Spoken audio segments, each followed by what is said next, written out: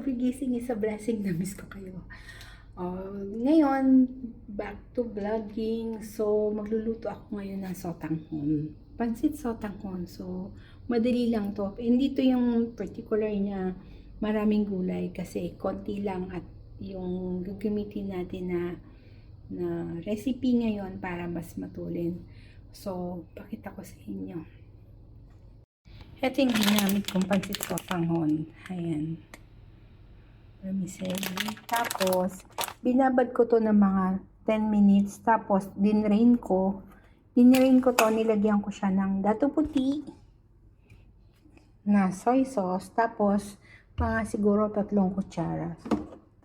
Tapos, itong cooking oil.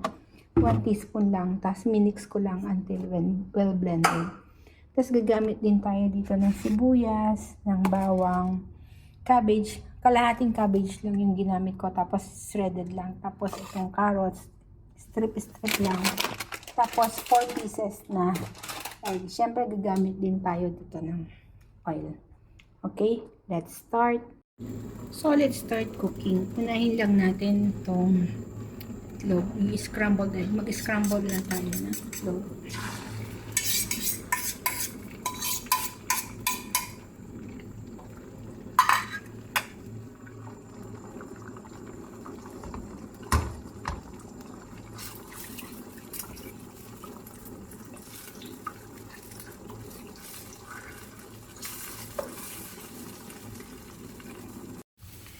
Ayan, kapag nakapag-scramble na tayo, set aside muna natin siya.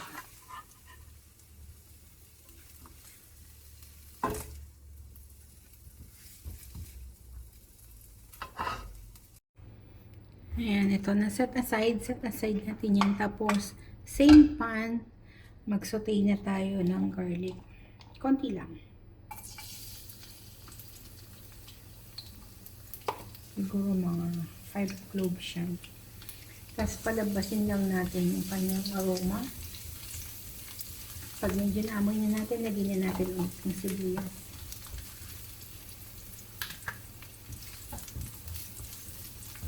Madali lang tong recipe na to, saka matulin lang kapag nagmamadali kayo, papasok kayo, or pwede rin merienda.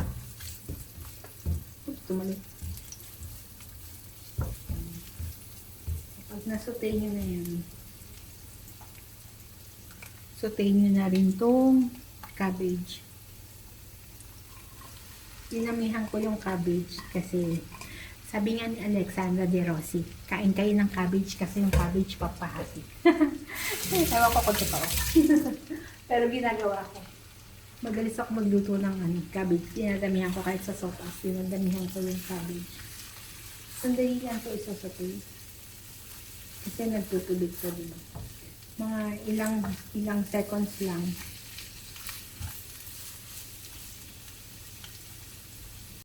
Ilang seconds na lang yung isasaute. Tapos, pwede nyo nang ilagay yung tinimplahan nyo na noodles. Ano siya. Nilagyan ko to ng toyo para medyo kumulay. Tapos, konting oil. Sama na natin yung natirang pinagsabahan.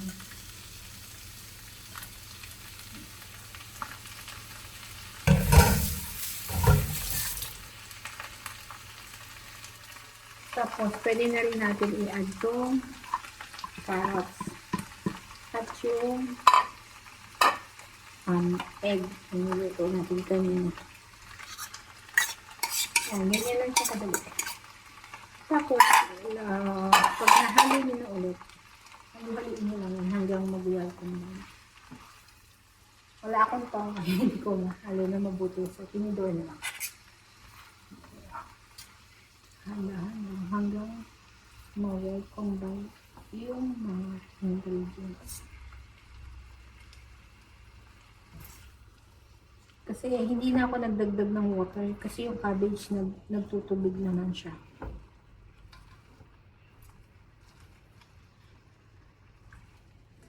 Pag na-well combine nyo na, pwede nyo nang takpan sandali. Siguro mga 2 minutes. Saka natin titimplahan. Ayan, kung napuputlaan pa kayo, pwede kayo mag-add ng soy sauce. Ako kasi si Tansya. Sa akin kasi yung soy sauce, medyo maalat na, saka pampakulay lang.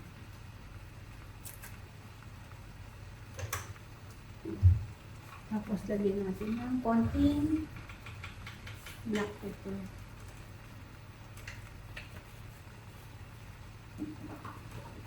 At konting seasoning.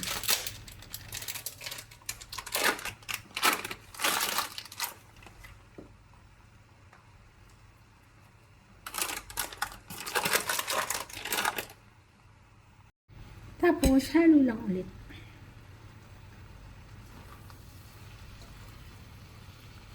Hanggang maluto yung mga gulay. Saka yung pinaka-noodles niya.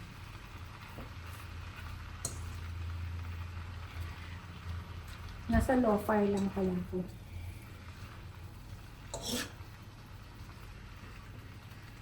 Ganyan lang yung kadali. Pag naluto yung gulay, luto na rin yung noodles. Kasi madali lang lumambot yung noodles.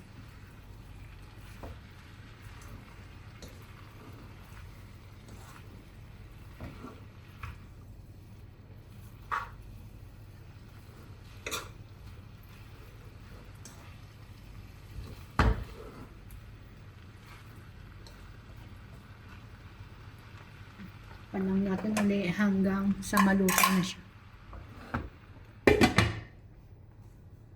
So guys, tapos na ako magluto. So, eto na siya. So, lalagyan ko lang siya ng calamansi. Tikiman na. Big thanks nga po pala sa lahat ng nanonood ng mga videos ko. Kay Gab na walang sawa mag-play. Thank you, Gab. Tapos, salamat sa support ni Sir Darren Dobson. Hello po, good morning. Good morning, good evening, good afternoon, kung anong oras mo man mapanood to. Kay Sir JR 5925, kay Sir Zoomplix, saka kay Ate Feli, lalo na kay Sir Oliveros. Guys, visit nyo rin yung channel nila kasi super supportive sila. So, kainan na. Tandaan natin, every kissing is a blessing. Bye! Advance Merry Christmas!